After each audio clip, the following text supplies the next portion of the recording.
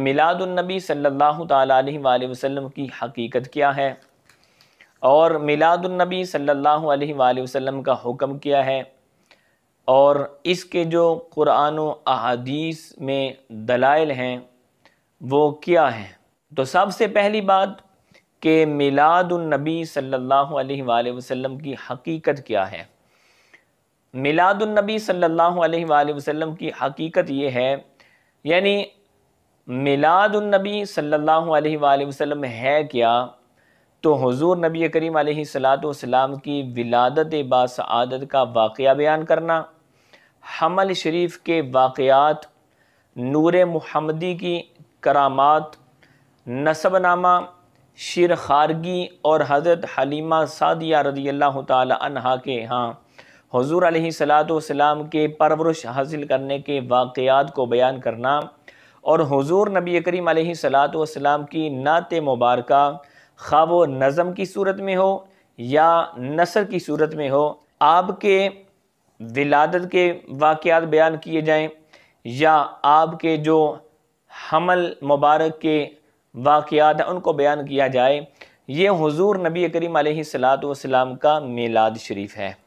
اب چاہے حضور نبی کریم علیہ السلام کی تعریف، یہ جو حضور علیہ السلام کی ولادت باسعادت کے واقعات ہیں، ان کو نظم کی صورت میں پڑھا جائے، نثر کی صورت میں پڑھا جائے، یا کوئی تنہائی میں پڑھے یا مجمع کی صورت میں ان کو بیان کیا جائے، یا کھڑے ہو کر یا بیٹھ کر، الغرض کسی بھی حالت میں ہو، تو یہ سب میلاد ہی کہلائے گا۔ محفل میلاد مصطفیٰ صلی اللہ علیہ وآلہ وسلم کا انعقاد کرنا اور ولادت پاک کی خوشی منانا اور اس کے ذکر کے موقع پر خوشبو لگانا وغیرہ، الغرض کے خوشی کا اظہار جس بھی جائز طریقے سے ہو وہ مستحب ہے اور بہت ہی باعث برکت اور رحمت نزول کا سبب ہے۔ یعنی یوں کہہ لیں کہ میلاد النبی صلی اللہ علیہ وآلہ وسلم کا حکم یہ ہے کہ میلاد منانا یہ ایک مستحب عمل ہے، اور علماء فرماتے ہیں کہ میلاد منانا چاہیے، کیونکہ یہ اللہ تعالیٰ کی رحمتوں اور اللہ تعالیٰ کی برکتوں کے نزول کا سبب ہے۔ جس جگہ پہ حضور نبی کریم علیہ السلام کے میلاد پاک کی محفل کا انعقاد کیا جاتا ہے، وہاں اللہ تعالیٰ کی رحمتیں نازل ہوتی ہیں، وہاں اللہ تعالیٰ کی طرف سے برکتیں نازل ہوتی ہیں۔ سورہ مائدہ کی آیت نمبر 114 کے اندر اللہ تبارک و تعالیٰ نے ارشاد فرمایا،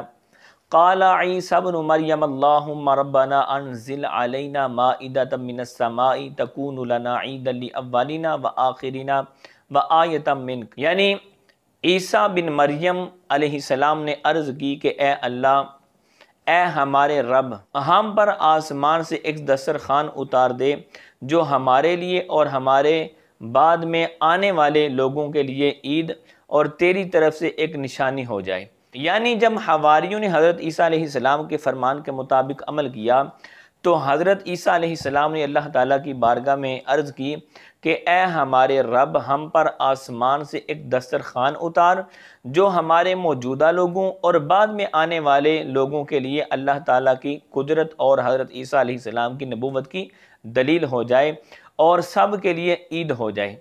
یعنی ہم اس کے اترنے کے دن کو عید بنائیں، اس کی تعظیم کریں، خوشیاں منائیں اور تیری عبادت کریں اور شکر بجا لائیں۔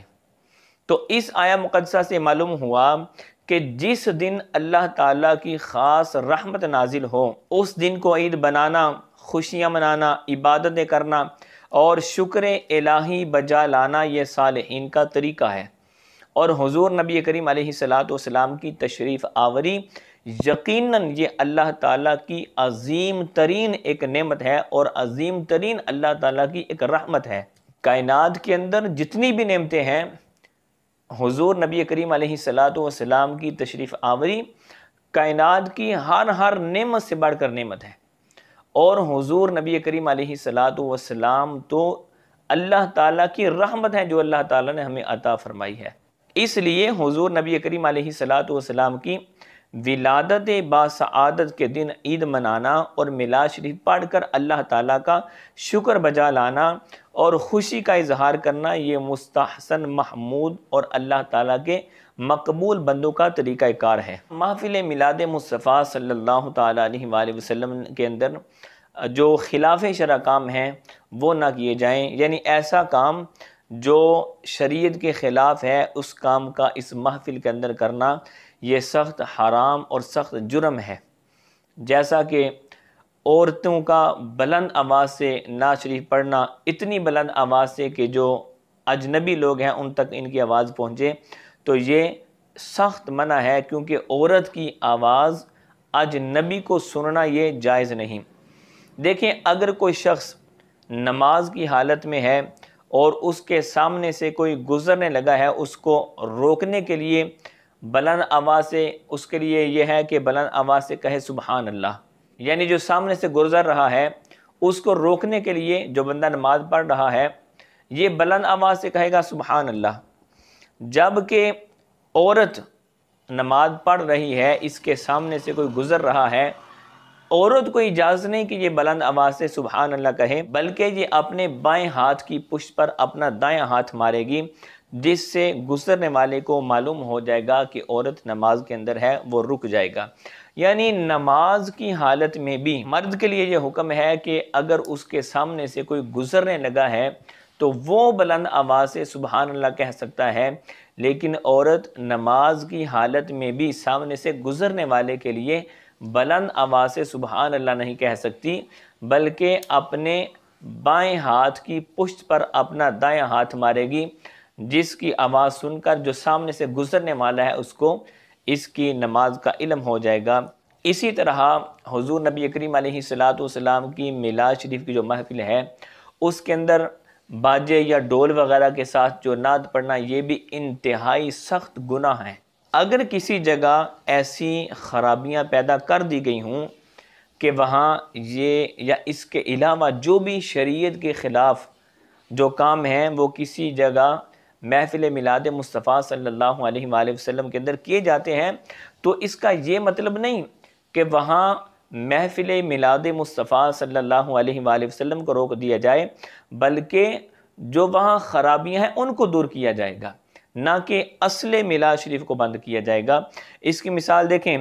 اگر عورت بلند آواز سے قرآن پاک کی تلاوت کرے یا لوگ قرآن پاک کو معاذ اللہ باجوں وغیرہ کے ساتھ پڑھنے لگیں، تو اب اس کا یہ مطلب نہیں کہ لوگوں کو قرآن پاک پڑھنے سے روک دیا جائے، بلکہ جو خرابیاں ہیں، یعنی جو عورت بلند آواز سے قرآن کی تلاوت کر رہی ہے اس کو کہا جائے گا کہ بلند آواز سے تلاوت نہ کی جائے، آہستہ آواز سے۔ اس کا یہ مطلب نہیں کہ اس کو قرآن پاک کی تلاوت کرنے سے روک دیا جائے، اور ایسے ہی قرآن پاک کو باجوں وغیرہ کے ساتھ پڑھ رہا ہے تو یہ مطلب نہیں کہ اس کو قرآن پاک کی تلاوت سے روک دیا جائے، بلکہ یہ جو خرابی کر رہا ہے کہ اس کو باجے کے ساتھ اس کی تلاوت کر رہا ہے، اس کام سے منع کیا جائے گا۔ خلاصہ یہ ہے کہ اگر محفل میلاد مصطفیٰ صلی اللہ علیہ وآلہ وسلم کے اندر کوئی خلاف شرع کام کیے جاتے ہیں تو اس کا یہ مطلب نہیں کہ وہاں میلاد مصطفیٰ صلی اللہ علیہ وآلہ وسلم کو روک دیا جائے یا اس